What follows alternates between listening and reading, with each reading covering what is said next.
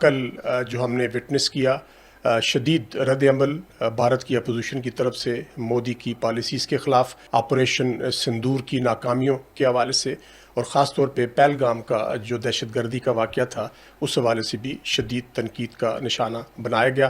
Indian parliament نے جو بڑے سیریس کویشچنز اٹھائے گئے، ایک تو پی ایم مودی کے جو فالس کلیمز ہیں، یعنی ان کے گھڑے ہوئے جو سکسیس کے آپریشن سندور میں جو ان کے کلیم ہیں ان کو چیلنج کیا گیا۔ یہ بھی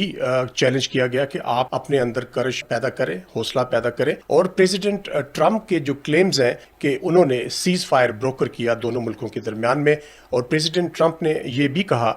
کہ بھارت کے 5 طیارے مار گرائے گئے۔ تو اپوزیشن نے ان سے یہ بھی کہا کہ اگر آپ کے اندر کرج ہے تو آپ امریکہ کے صدر کے یہ دونوں کلیمز ہیں ان کو چیلنج کر لیں، اور یہ کہا کہ ڈپلومیٹک طور پہ بھارت کو آپ نے آئسولیٹ کر دیا۔ ایک بھی ملک ایسا نہیں جس نے پاکستان کو پہلگام کے اوپر تنقید کا نشانہ بنایا ہو۔ اپوزیشن نے جو بھارت کی ڈپلومیٹک ناکامی اس کے اوپر بھی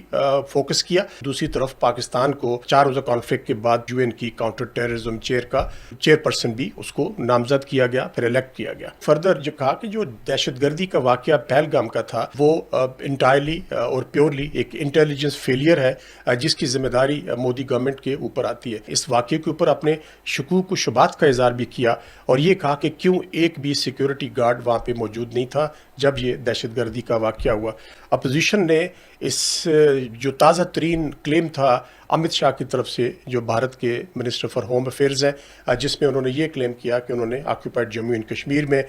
3 جو دہشت گرد تھے ان کو ہلاک کیا اور ان کا تعلق پاکستان سے تھا۔ ایک ریڈیکولس کلیم تھا کہ جس میں یہ کہا گیا کہ ان کی پاکٹ سے چاکلیٹس جو برآمد ہوئے ہیں اور ان کی پاکٹ سے جو ووٹرز لسٹ کے کارڈز ہیں وہ پاکستان سے انٹرسٹنگلی وہ کیری کر رہے تھے اپنے ساتھ ثبوت کے طور پہ۔ تو اس کے اوپر بھی بھارت کی اپوزیشن نے شدید تنقید بھی کی اور اپنے شکوک و شبہات کا اظہار بھی کیا۔